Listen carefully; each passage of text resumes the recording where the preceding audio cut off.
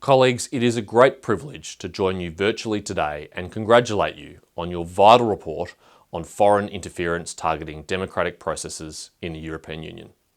I want to thank you for the opportunity to share some of Australia's experiences combating the evolving threats posed by foreign interference in our region, and commend your committee on its work in addressing these very serious issues.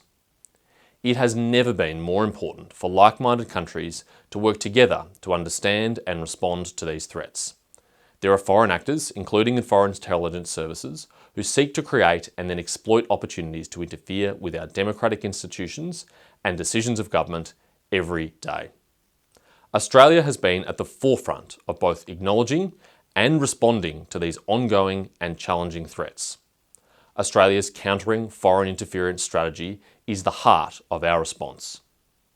Our strategy applies equally to all nations and is centred around building upon our existing multicultural, cohesive society and our key international partnerships. However, I should be clear that the reason that Australia commenced down this path was an assessment in 2017 by our intelligence and security agencies that foreign interference in our country was higher than it ever had been in our history, including at the height of the Cold War, and that while not the only source, easily the largest source of that threat for us is China.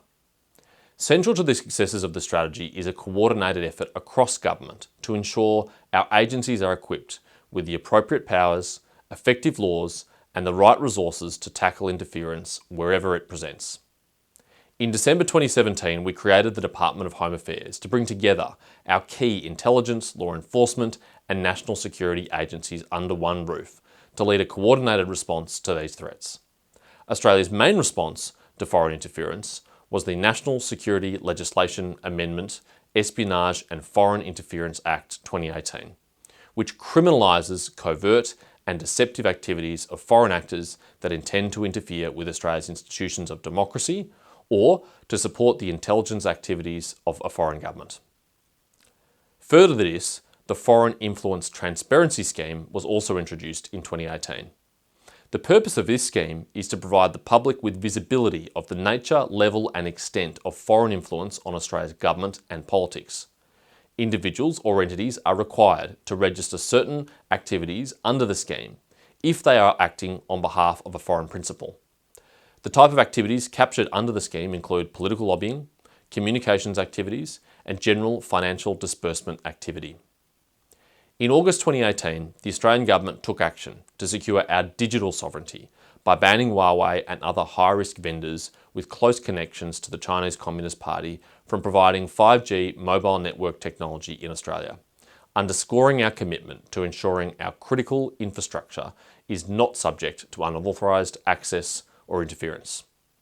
That year, we also banned foreign political donations to Australian political parties after a series of scandals linked to Chinese national donors. The Australian Government has further recently underscored its commitment to safeguarding the sovereignty of the nation and its institutions by passing what has come to be known as the Foreign Relations Act. This vital piece of legislation imposes obligations upon public universities, local councils and state governments to notify the federal government of written arrangements with foreign entities. Further, it empowers the federal government to ultimately terminate arrangements it deems to be inconsistent with Australia's foreign policy or may adversely impact Australia's foreign relations. This is aimed at countering a strategy by authoritarian states, most notably China with its Belt and Road deal, to seek to divide us internally between different levels of government. Central to the government's focus on combating these serious challenges has been the strong bipartisan nature of the Parliamentary Joint Committee on Intelligence and Security, of which I have chaired since January 2021. Importantly, the committee has provided critical support for much of the vital legislation I have already mentioned. We are currently finalising a landmark review into the foreign interference threats within our higher education and research sectors. I look forward to sharing with you more details of our findings soon, but this sector is certainly not the only one that requires close attention in the context of foreign interference. Foreign interference comes from many different sources and it is so critically important that as democracies we recognise these threats and that we do everything we can to combat these threats. They will only continue to evolve and grow in complexity as technology advances, and so does the capability of those who seek to do us harm. I want to commend the European Parliament's Committee on Foreign Interference and Disinformation for hosting today's meeting and for bringing together this like-minded democratic nations so that we can all share our own experiences to better refine and target our responses. It has never been more important that we work collaboratively to tackle these threats from a united position. Thank you.